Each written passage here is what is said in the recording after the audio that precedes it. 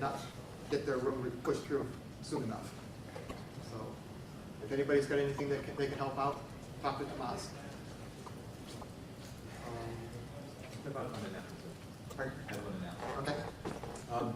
Later tonight, I'm not going to be able to make it to go to the museum, but between 3:30 and 4 o'clock, I'm going to be driving over to McMinniman's where everybody's having dinner. If anybody wants to join me for the ride, I'll be leaving here probably just before 4 o'clock, and I'll be downstairs in the lobby. As of now, I've got room for six more people, so if anybody can't make it. You're at 2 of us count, right? No, yeah, I'll be. Because we're all 4. But you're all right, remember? Huh? You're all right at the hotel, though, Yeah, remember? what time is that? Whenever you want to leave. Is it today? Today. Well, you gotta keep me in tune with the time.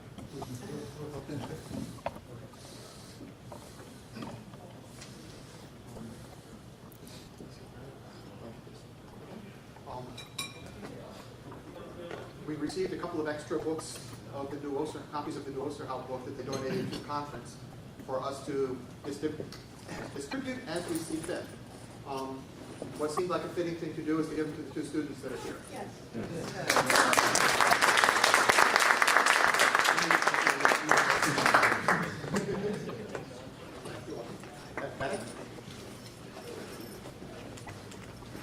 Well, thanks. Thanks. Thank you. Like I said, we need to warp the young minds to the licorice painting. And of course, if you want them inscribed, you have a chance. And that makes them worth much more on eBay. Yeah. I'm sure about that. Actually, what it really does is when you have a book that's signed, people are more careful to return it to afterwards. Unless you have a first edition Harlan Ellison, in which case they will take it away and you will never see them again. I'll just say, I'm just playing books if you don't want to have that time if they never. Yeah, I have that. I'll use that. Oh, okay. Okay. Any other quick announcements before I go on to the State of the Tickle Association? Okay. And we've had the active State of Tickle. This is the State of the Tickle Community Association, actually. So, first question is, what is it? And the first answer is, it's not-for-profit 501c6 corporation. Which brings people to say, yeah, sure. They'll joke about, where am I? You're in a helicopter 50 feet up. Okay, 501c6 is it's a fairly easy classification to get for not-for-profits, which is why we grabbed for that, because we were under a deadline to get something together so Google could give us money. And it was most important that Google could give us money. We all follow in favor of that. It's designed for business and community groups. The advantages to us are that it gives us a thing that doesn't have to pay taxes. And so the conference, when we make money on the conference, we don't pay taxes on it. The disadvantage is that if you contribute money to the Tickle Association, Tickle Community Association, it is not a tax deduction for you. We'll probably look into going for the C3 status, an educational, community, religious organization. I think we qualify as religion.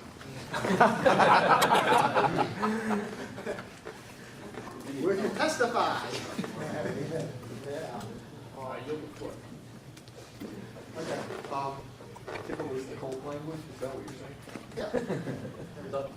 If we spell it upside down, it's the old language. I'm hanging around with it way too much.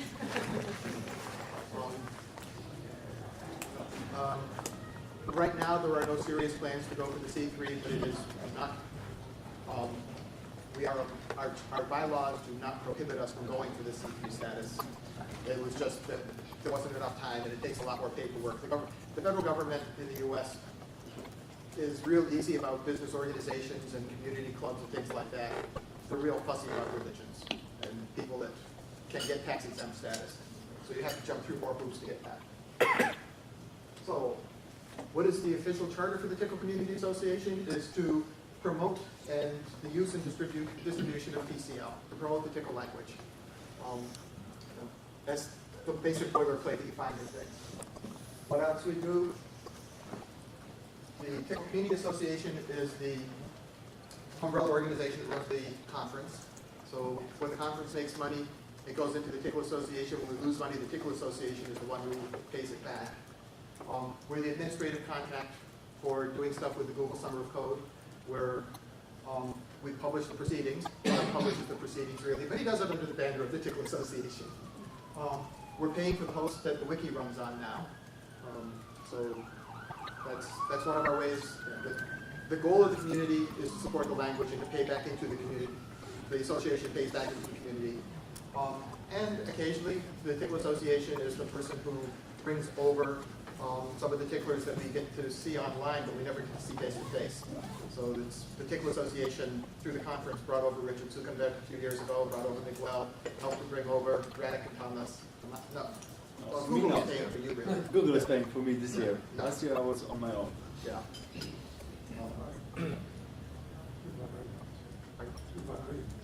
Oh, yes, and of course. Duh. Thank you. Arjen. Yes, and brought over Arjen, who is, everybody knows him from the chat, but nobody got a chance to see him before. A little bit of the history of where things have come from and what's gone on for the Tickle conference. First one was right at UC Berkeley by John Osterhout. I don't really know the details here. The second one Gerald did in New Orleans. Then you get the Usenix era. Usenix supported the conference for about 5 years. Conference size ran from about 50 or 60 up to 300. In 2000 was the last year that Usenix ran the conference in February. Then we had OSCON also in 2000. After that, the .com collapsed, and Usenix let us cut us loose. For the size that Usenix is, they could not run a conference of our size without losing money. And they were very happy to lose money when they had lots and lots of income. Then it got tight for them, and they didn't have enough money to run their own conferences. They weren't interested in running ours. So Active State ran the conference in 2002. I ran it in 2003. Gerald did all the footwork, but Numina, my company, took care of the finances in 2004. And then Mentor took 2005. In this time period, the risk was being taken by an individual or a company. If the conference made money, that person made money. If the conference lost money, that person paid it out of their pocket. We actually did better than break even in those years. And the year that Mentor Graphics ran it, we did a very nice profit. And I opened a separate bank account for the Tickle conferences and started making my tax accountant pay me because I didn't want to pay taxes on the money that wasn't mine. But I was holding it in trust for the Tickle Association.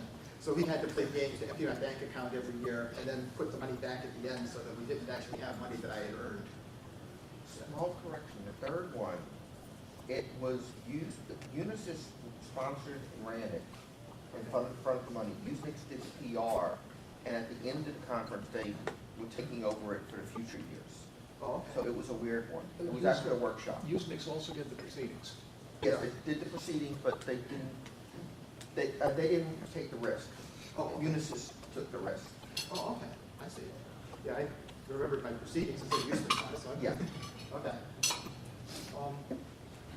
The last 3 or 4 years, Numina Corporation has been holding the money, but I've been holding it in trust for the Tickle Association, which has been slowly edging its way towards what it is. I learned more and more about what it takes to actually create a not-for-profit corporation, and that once you've registered with the state, you haven't done anything yet. You have to then go on to the feds before it's real. And this year, for the first time, the Tickle Community Association is the complete sponsor. They're handling all the money. They have a separate bank account, and all of that stuff is in place. So, in order to get things up and running, we had to have a board of 5. So the current board is myself, my wife, because she's a bookkeeper accountant, and she's handy to do the books, and she's handy to beat on me if I don't give her all the receipts. And then I asked Gerald and Ron and Cindy to be the other 3 board members because they are the 3 people who have been doing the most. I don't know why I didn't ask you too, but oh well. Because you're another obvious one who does an awful lot to make this conference work. I grabbed 3 people out of the hat as quick as I could think of them that were U.S. citizens and had been involved with running the conference. And I apologize for not dragging you in there. Yeah. Well, Actually, no, because our bylaws say we have 5. And it gets us down to, okay, our current status, we have a logo, thanks to Joe Mustachkin and his friend Dawson. We are incorporated, we are registered with the U.S. government, registered as a not-for-profit corporation in both Michigan and with the U.S., with the IRS. We have an account with Lulu for doing our publishing. We're registered as a Google supplier.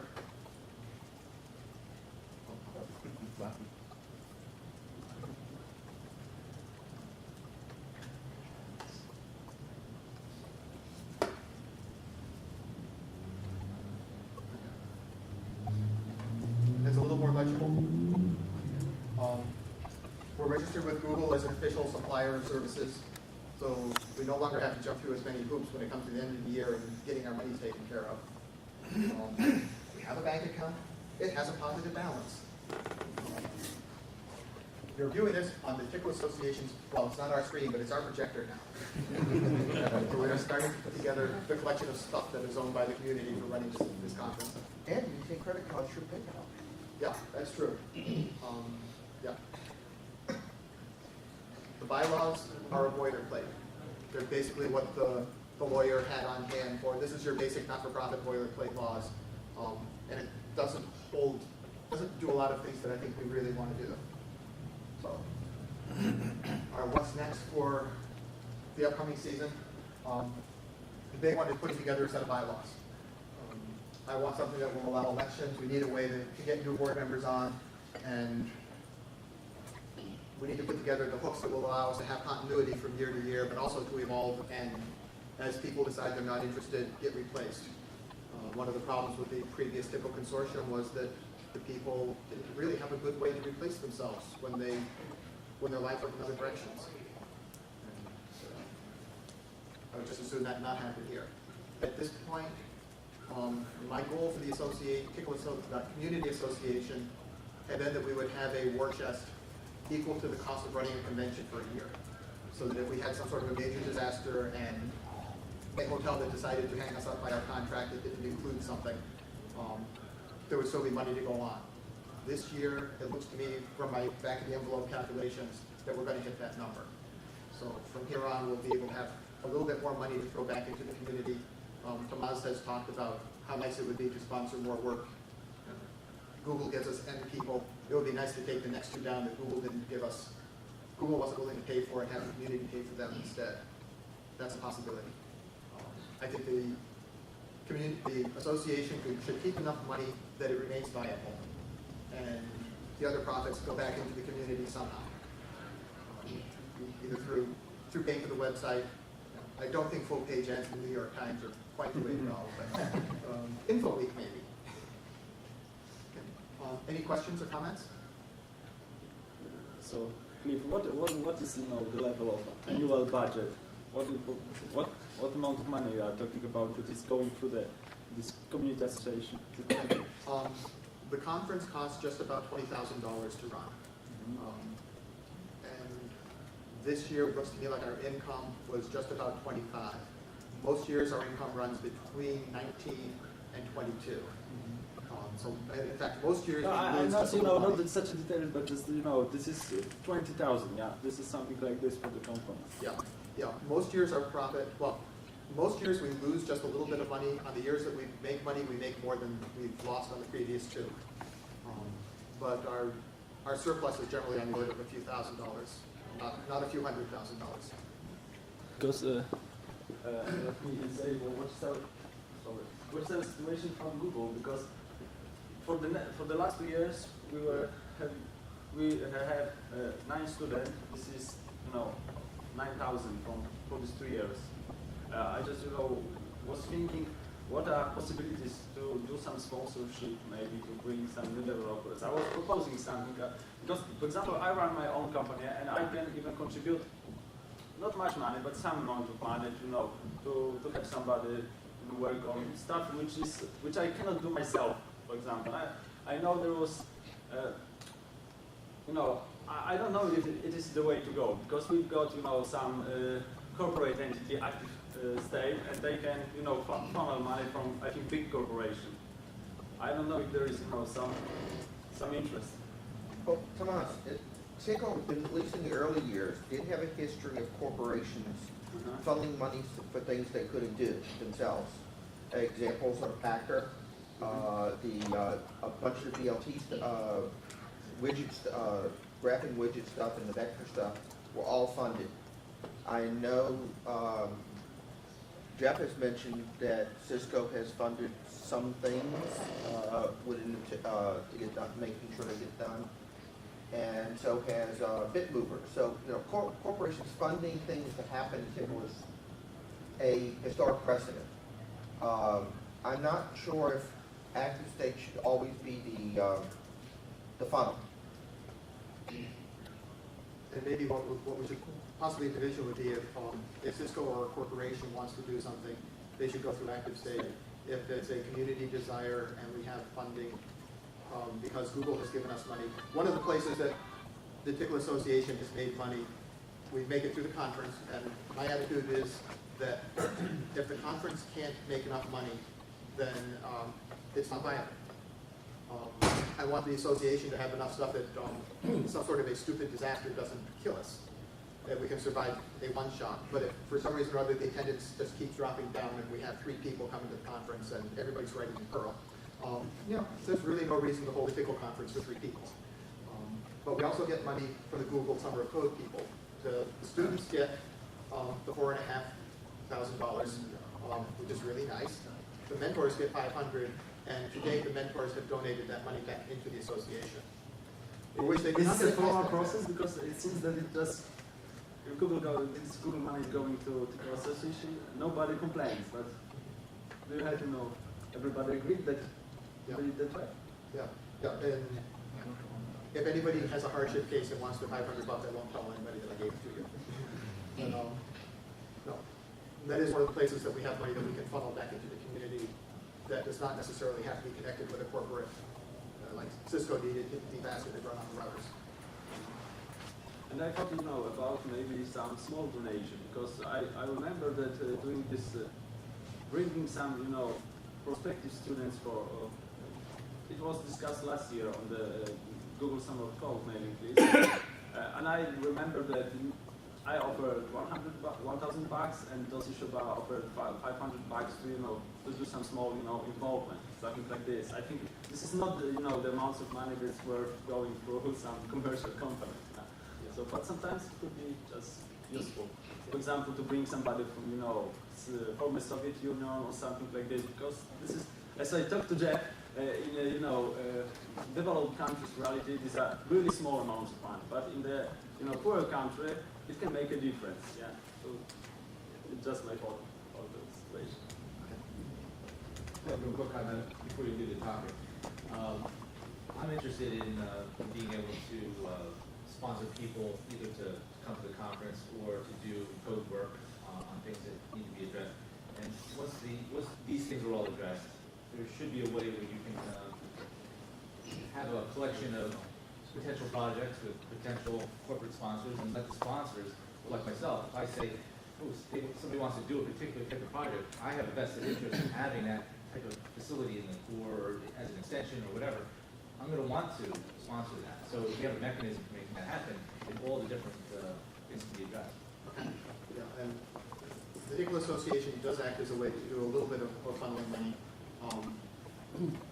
We have corporate sponsors this year that did not actually want their names mentioned, but there are people who funneled money into the conference and paid for the hospitality suite and stuff like that.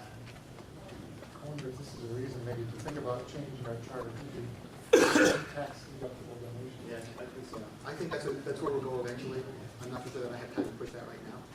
There is also another thing which was discussed I would like to mention. It's about financing, because I discussed it, it's just a crazy idea, but I discussed it with Torvald and Gustav Neumann, because in the European Union you can get substantial donation. I think it could be even 100%.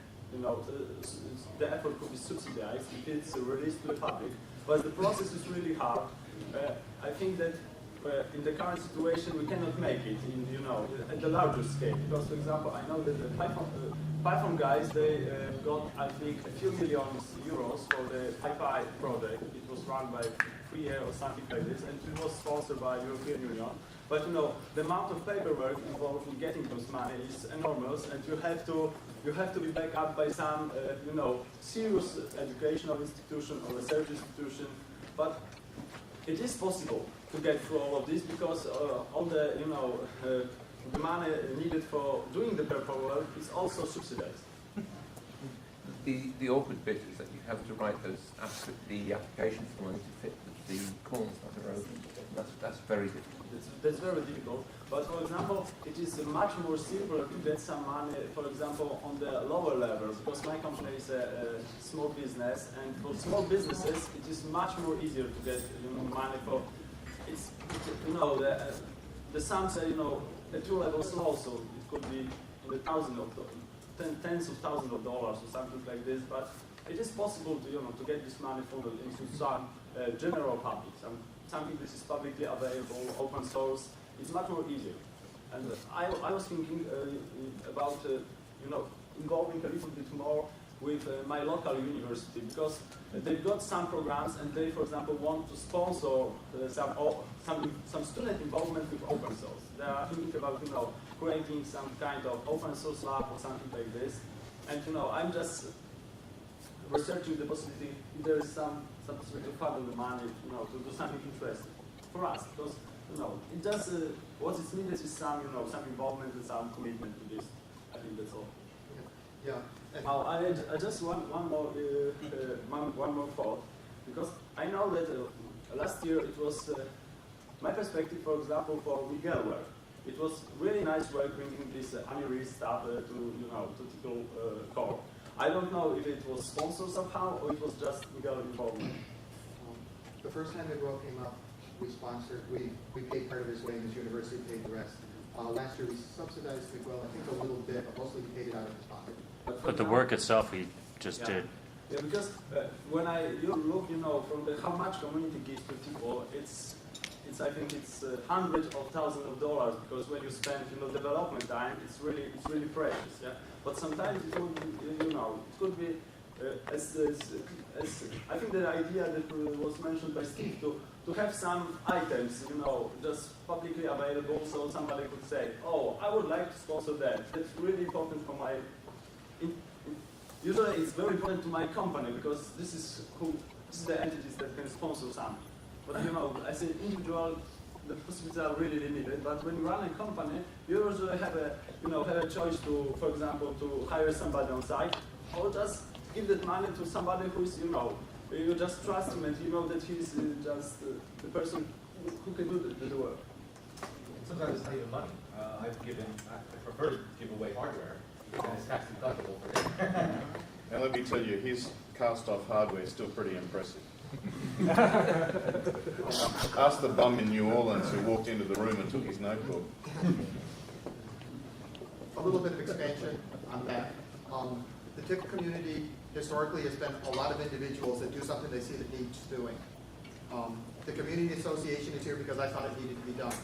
We have the video and the web because Steve and Reinhardt thought that it needed to be done.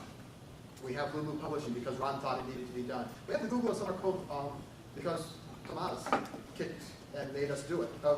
He assisted us. And we will have all this recording because I thought it would be useful, somehow. So I decided to buy a camera and bring it here to the recording, and we'll try to do some editing afterwards. I think that we'll discuss how to, publish all this stuff, because there's some private shots. So, as Scott, for example, asked me if I'm going to publish it, I'm not going to do anything with this without your, some kind of discussion on the public list. Okay. Yeah.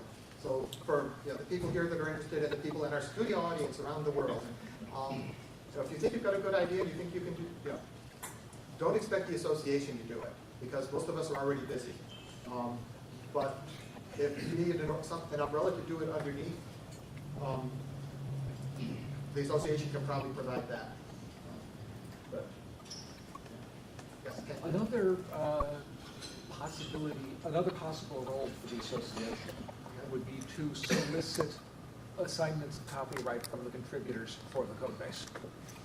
so that there is a single organization responsible for clearing rights for those organizations that are uncomfortable without having somebody to clear the rights with, even if they can get it for free. Yeah. But That in fact has already been discussed. The association has no right to give anybody a Berkeley license, but if you need a piece of paper that says you have a license, we're as qualified as anybody else. But I think that, Kevin, for example, that Active State is, this is their business, Jeff, to, to share the licensing issue for people. So maybe it's just not worth, I don't think that's appropriate. Uh-huh. Actually, that the organization that does commercial support own I don't think that's appropriate for that organization to own the license of the open code base. Yeah. Yeah, it is. But sometimes, when But it would very interfere with Active State, business model, because they are great contributors to, Sure, but Thomas, what Kevin's talking about is there's pieces of code in the core that there isn't explicitly an assigning of the rights to by the author, and therefore his corporate lawyers, when they're looking for a chain of assignment, Yeah, I understand. they hit that, and that's a good role for the association. It's a non-profit. It's when I did my book, that was one of the things that I included a lot of public domain things on the CD-ROM. The publisher made me get an explicit release from everybody that I got it from. And most of the responses were, I used Berkeley license. You don't need a release from me. Yeah. But my publisher needs a release from you. I know that Richard Heap, he has quite extensive experience with that kind of stuff. Because this is what essentially a SQLite organization is actually doing. quite the opposite. He assigned it to the public domain, and now arguably Richard is personally liable if someone chooses to. So there was a long discussion in Naperville on this whole area of whether he could put the toothpaste back in the tube. But it's very, very complicated area and way beyond our expertise. Right. Another issue there is that there's, certainly widespread sentiment for removing the inoperative fourth clause of the license agreement.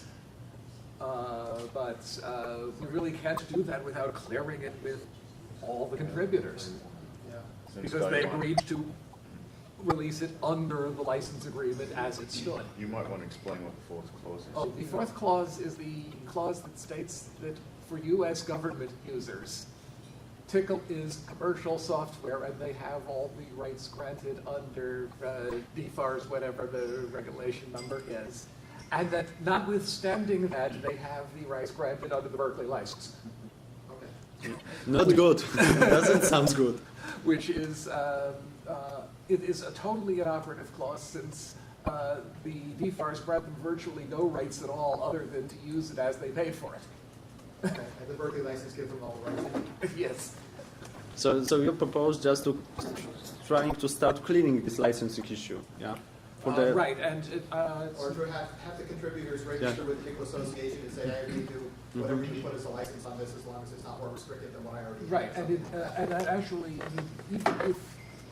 even if the Berkeley Sun Scriptix Ajuba trunk could be cleared, that would clear up a tremendous amount of mystery, because my understanding is that the copyrights that passed through that were assigned quite informally.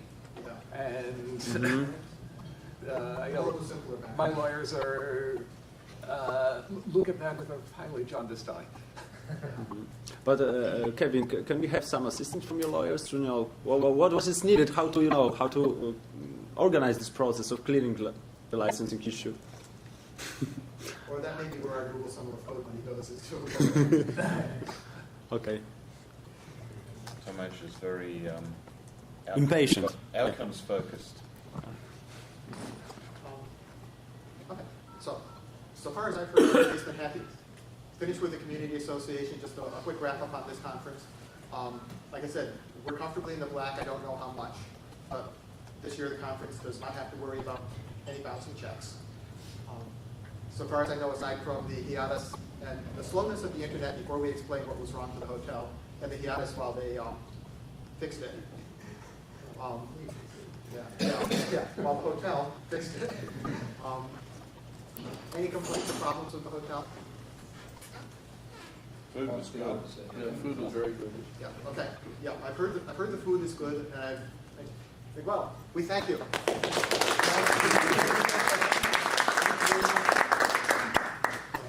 Okay, I will let the hotel staff know that everybody was very impressed with the food. They had good co-chairs ideas. Yeah, and the people have been great. The people who have been up here have been good, the ones I deal with in the sales office have all been cool. We probably won't be back here next year. Next year, we will be in Naperville. She already escaped.